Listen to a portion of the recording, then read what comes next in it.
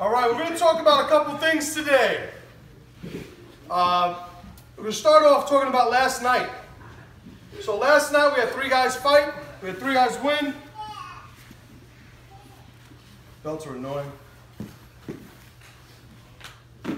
So one of the things that I noticed last night, if you guys were there, you noticed it too.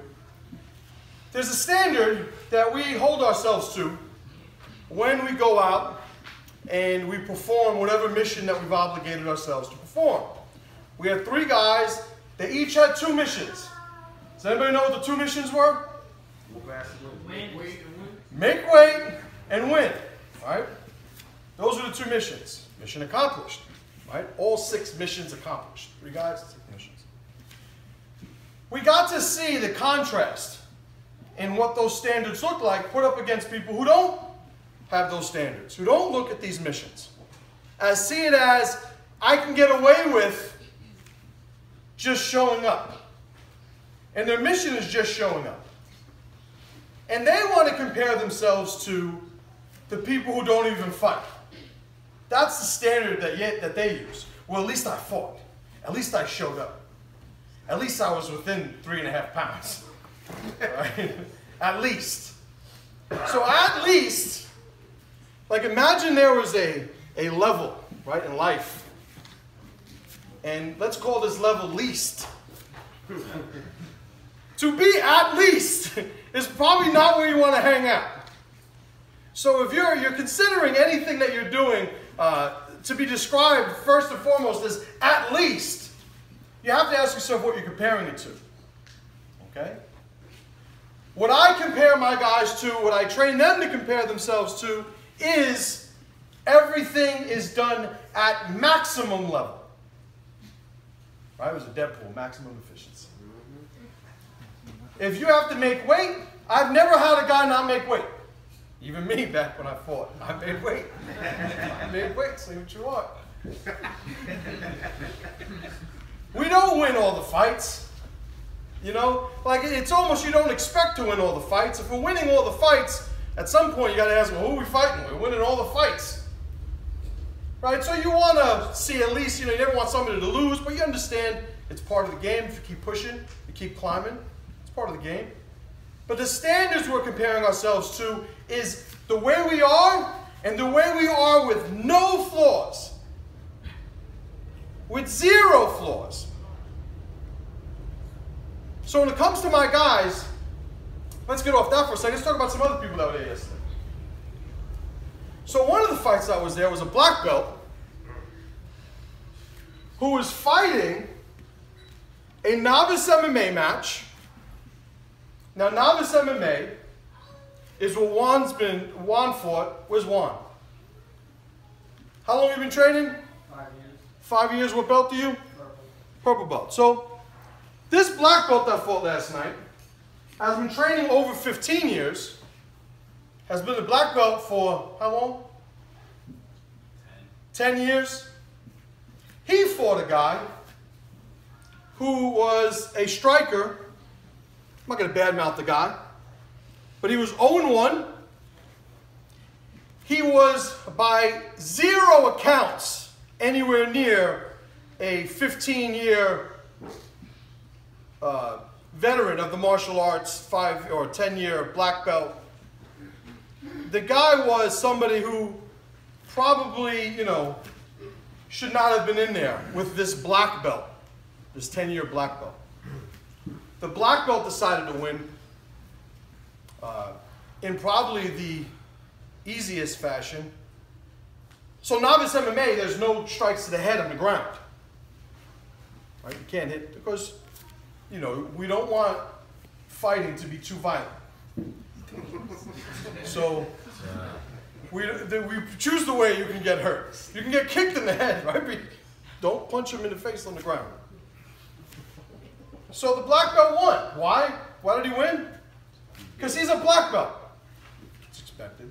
He then decided to jump up, curse the guy, curse his corner, curse and run around. This is my effing house. Carrying on like a goddamn embarrassment. Excuse my French. my guys. My guys weren't acting like that.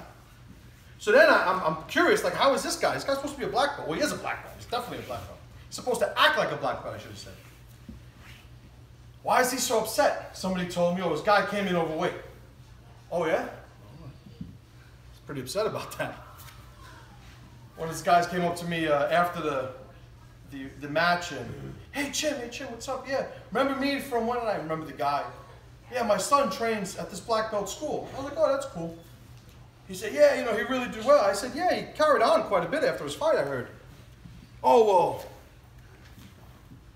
this guy didn't make weight. This guy didn't make weight. He said, yeah. I said, all right, well, so he acted like that because the guy didn't make weight. I said, yeah. I said, all right.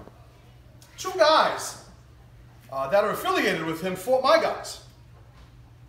So the black belt had 2 guys that were affiliated with him who fought my guys. But I'm telling this to the guy who's telling me that. That's why the black belt was upset. I said, well, two of my guys trained under your guy. They didn't make weight either. Your guy was really upset. He goes, yeah. I said, yeah. I said, you saw my 3 guys fight? He goes, yeah. I said, the jungle gym. You definitely saw. He goes, yeah. I saw the first guy won. I saw the 2 belts. I said, yeah. I said, which 2 guys had opponents that didn't make weight? He said, I don't know. I said, exactly. It's not our mission to carry on like you've never been outside of your house before, screaming and carry on. I said, why did you think he yelled like that? Oh, he was really upset because the guy didn't make weight. I said, no, he wasn't. He wasn't yelling about it. That's why. He said, well, why was he yelling? I said, because he can get away with it. That's why he was yelling like that. Because there's no consequence for carrying on like that. He had his whole school there. This guy had 3 dudes with him. One dude might have been the Uber driver. I don't even know. Like, black belt had his whole school. He had students' schools there. Like, he had students. Like, very embarrassing. So, I get back now to the mission. My guys had a mission when we went there. They had to make weight. They had to win. Right? The mission is to win. If you don't win, we sort of like, all right, well, what went wrong? There's been times when my guys have won fights, and I was livid. There were times when they've lost fights, and I couldn't be happier because of the way they did the thing. Now, some of you guys have never taken private lessons from me.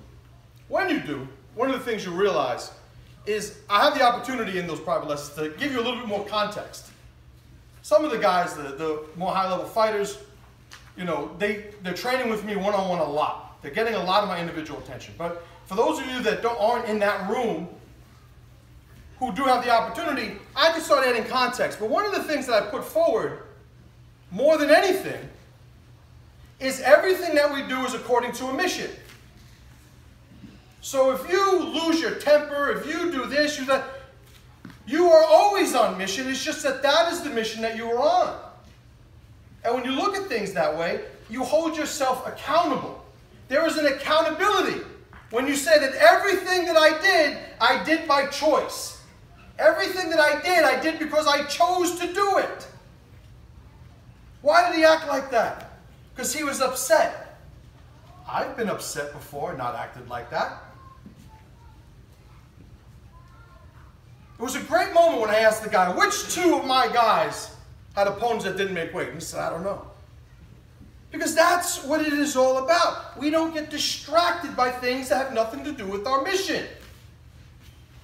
All of us need a mission because now we have something to be accountable for. We've used the phrase before, oh, you know, his life's just off track.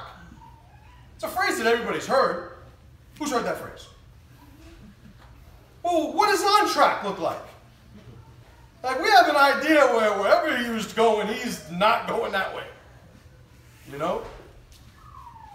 But the whole point of it is to preemptively, meaning before and by design, when you're not emotional and you're not reacting, actually design a mission. If you don't know where you're going, there's really not much of an argument for you to go anywhere, right? If I tell you, listen, I'm going to meet you at this apartment building. Leave now. How far are you going to walk before you ask where the apartment building is? It would almost be pointless. I'm not going to go anywhere. Why not? Because I don't know where I'm going. Well, just start walking. But I might walk the wrong way. So when I see people who aren't here, they think that showing up here isn't part of their mission. When I see people are carrying on like they've never, had a martial arts class in their life, like they're not a black belt, like they don't have children that train under them, that look at them as a role model for how to act, they don't have a mission. They don't have a mission that is congruent with everything they're saying that they're about. Right? We've heard the phrase, don't talk about it, be about it. So you got to ask yourself, well, what are you being about every day? Because it's about something. This is a qualified group right here. Why? Because you're here. Not everybody's here, but you guys are here. So it is sort of, preaching to the masses, to some extent. But every single time, one of the reasons that I make a lot of people uncomfortable is because I have neither the patience, the time, nor the desire to make people feel like it's okay to do things that I see just clearly that are not okay. I'm the mirror that nobody wants. Right? That's who I am for a lot of people. When you're out of shape and you're just not feeling good about yourself, you tend to not look at those mirrors. Some of you more emotional men and women will cover them and turn them around and you don't see it, right? Out of sight, out of mind. Well, I'm the mirror that you cannot escape. Right? So, in summary, you can act however you want to act. You can do whatever you want to do. But the people around you, if they care about you, they're going to let you know whether you're on mission or not on mission. Because when they do, that'll be your opportunity to say, well, no, I'm not trying to do that. And then you give everybody the fair shot to either try and support you and get you back on, or to just let you go your own separate way.